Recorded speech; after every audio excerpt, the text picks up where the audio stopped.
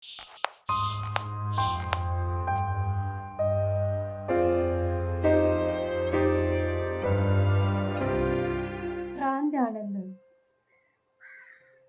മുദ്ര കുത്തിക്കഴിഞ്ഞു.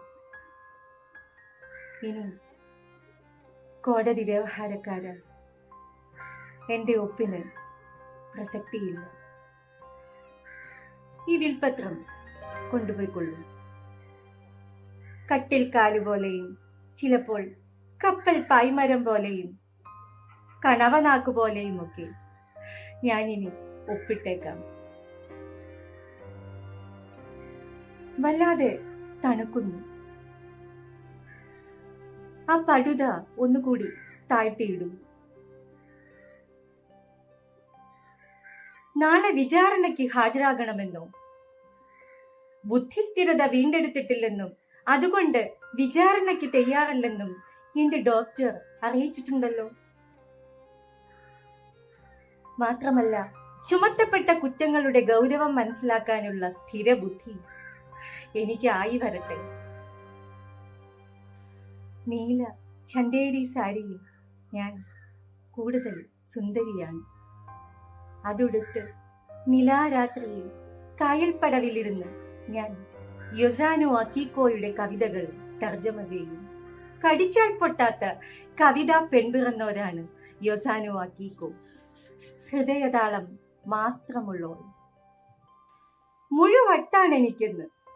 അതുകൊണ്ടല്ലേ സ്വന്തം കാര്യം ഒട്ടുമില്ലാത്ത തർജ്ജമ പരിപാടിയിൽ ഏർപ്പെടുന്നത്. സുബോധമില്ലാത്ത വെടിയുണ്ടകളായി അവ നിങ്ങളുടെ മാറിൽ തുളച്ചു കയറിയേക്കാം. സുബോധമില്ലാത്ത വെടിയുണ്ടകളായി അവ നിങ്ങളുടെ മാറിൽ തുളച്ചു കയറിയേക്കാം.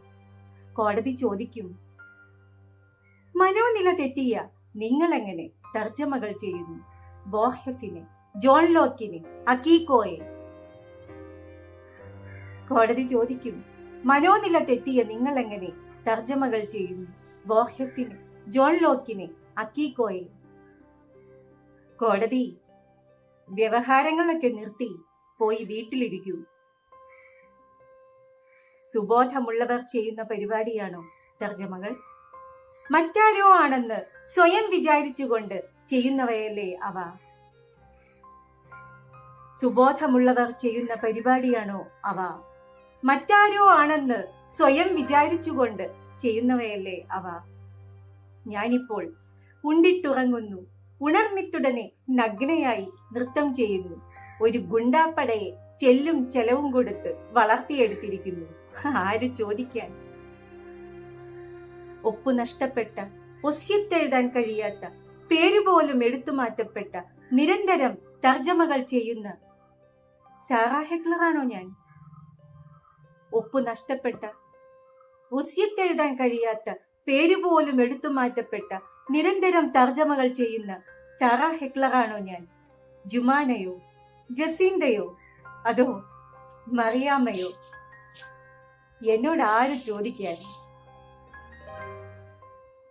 നദിയിലെമ്പാടും തെളിഞ്ഞ ജലം, തവിട്ടുമൈനകളും തരളിതമായ വാലുകളുള്ള കുരുവികളും നിറമേറിയ ശലഭങ്ങളും ചുറ്റുപാടും പ്രശോഭിതമാക്കുന്നു.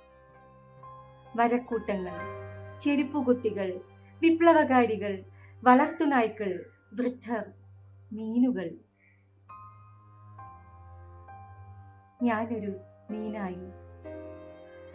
ഞാനൊരു മീനായി ഭാഷാന്തരീകരണത്തിന്റെ വിമലതകളിലൂടെ അത് നീന്തിത്തുടിച്ചു.